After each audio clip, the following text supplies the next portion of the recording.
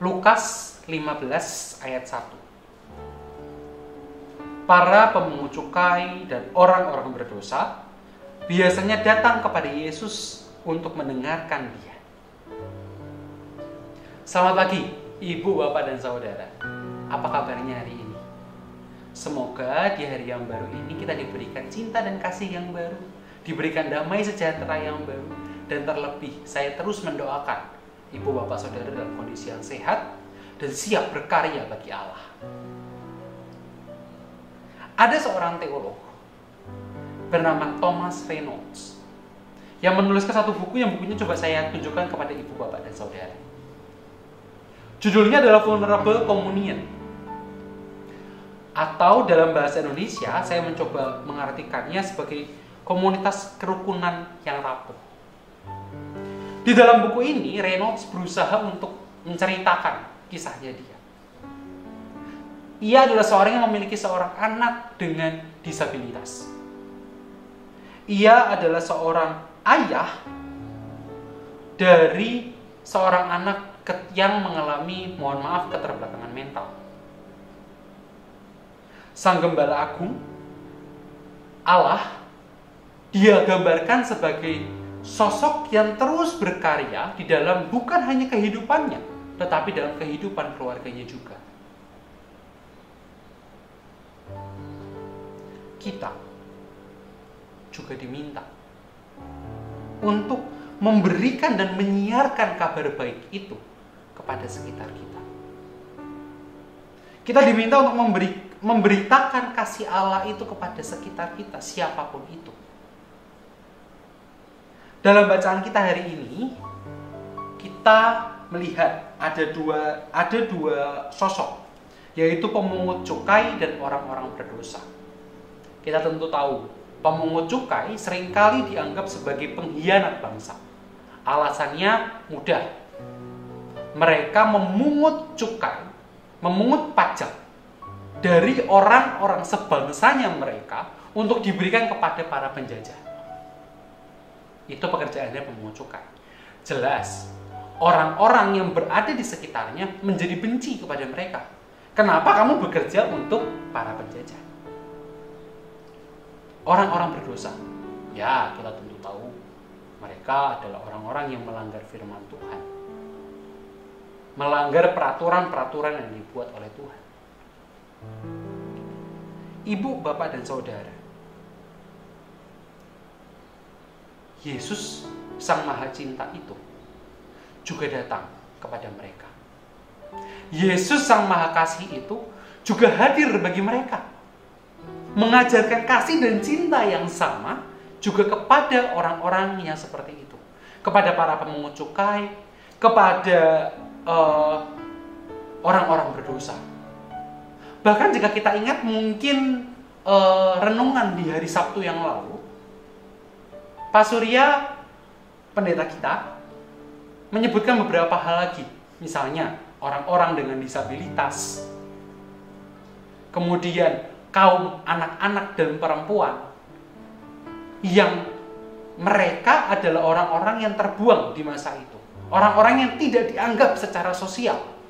Di masa penulis Injil Lukas ini menuliskan Injilnya. Bukankah mereka juga layak untuk menerima pelayanan dari Yesus? Saya ingat apa yang dikatakan oleh Pak Surya.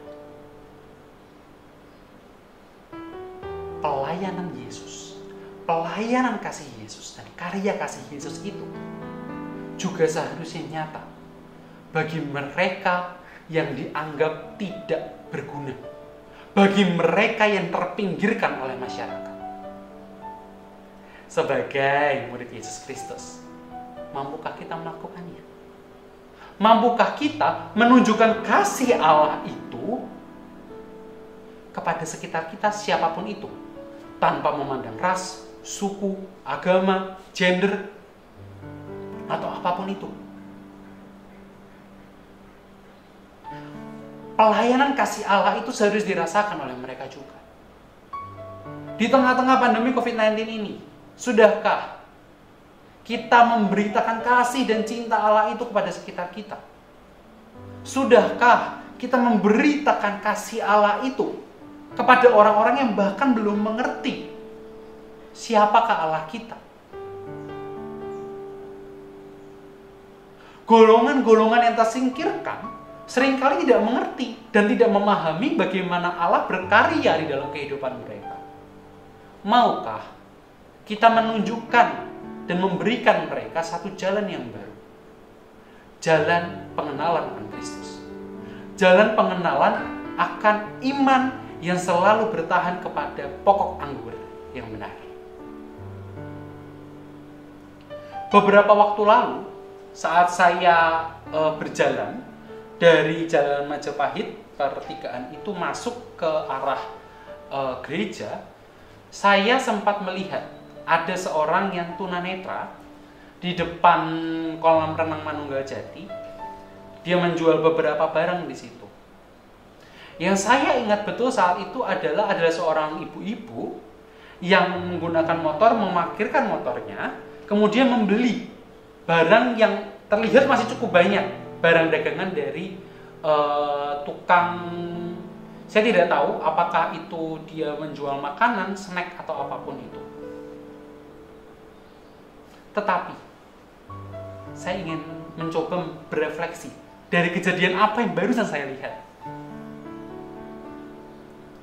Jangan-jangan kita sebagai umat Tuhan dipanggil untuk menunjukkan keramahan kita di saat-saat seperti ini. Dipanggil untuk menyiarkan keramahan Allah itu bagi sekitar kita. Maukah kita sebagai agen-agen perubahan, sebagai agen-agen pembawa damai Allah, menunjukkan dan menyiarkan karya cinta kasih Allah itu kepada orang-orang di sekitar kita? Menunjukkan kehadiran Yesus di dalam hidup mereka. Menunjukkan karya Yesus di dalam setiap apa yang mereka lakukan. Satu hal, Ibu, Bapak, dan Saudara. Saat kita menyiarkan kasih itu, hanya ada satu tujuannya. Yaitu agar karya cinta dan kasih Allah itu juga nyata bagi mereka yang bahkan belum mengenal siapa itu Allah kita. Tetapi mereka mampu melihat bahwa melalui apa yang kita lakukan, mereka juga melihat siapa Allah kita, yang tentu saja adalah Sang Gembala Agung itu. Sang Gembala yang memberikan karya keselamatan kepada kita semua. Mari kita mengajak mereka yang termasuk golongan rentan. Mari mengajak mereka, kaum disabilitas, kelompok yang dibenci oleh masyarakat, kelompok yang dikucilkan oleh masyarakat, kelompok-kelompok yang bahkan tidak dianggap oleh masyarakat itu, ke dalam karya kasih dan cinta Allah itu. Pertanyaannya, maukah Ibu, Bapak, dan Saudara mengikuti jejak Yesus yang memberikan karya kasih dan cinta itu kepada mereka, supaya hanya satu tujuannya, nama Allah lah yang dimuliakan. Amin. Mari kita berdoa. Kami bersyukur untuk firman-Mu pada pagi hari ini, yang memperkenalkan kami kembali kepada cinta Allah yang tidak terbatas itu, kepada kasih Allah yang tidak berhenti sampai di diri kami saja, tetapi kami juga mampu untuk membagikan kasih dan cinta Allah itu kepada sesama kami, kepada sekitar kami, dan yang terlebih lagi kepada orang-orang yang saat ini sedang mengalami keadaan rentan. Kami berdoa untuk orang-orang, untuk teman-teman kami, sahabat-sahabat kami, rekan-rekan kami yang mungkin sekarang sedang terpapar COVID-19, yang tidak bisa apa-apa, yang mereka harus merasa menderita karena pandemi ini cukup menggila sehingga merusak perekonomian rumah mereka. Tapi kami yakin dan percaya, Tuhanlah yang selalu berkarya dalam kehidupan mereka, dan Tuhanlah yang akan selalu memegang hidup mereka. Kami percaya Tuhan Sang Maha Kasih, Tuhan Sang Maha Damai itu yang akan selalu memberkati kami. Di dalam nama Yesus, Tuhan dan Juru Selamat kami yang hidup, kami sudah berdoa dan kami mengucap syukur. Amin. Selamat pagi Ibu, Bapak, dan Saudara. Selamat menjalankan karya kasih Allah itu bagi sekitar kita. Amin.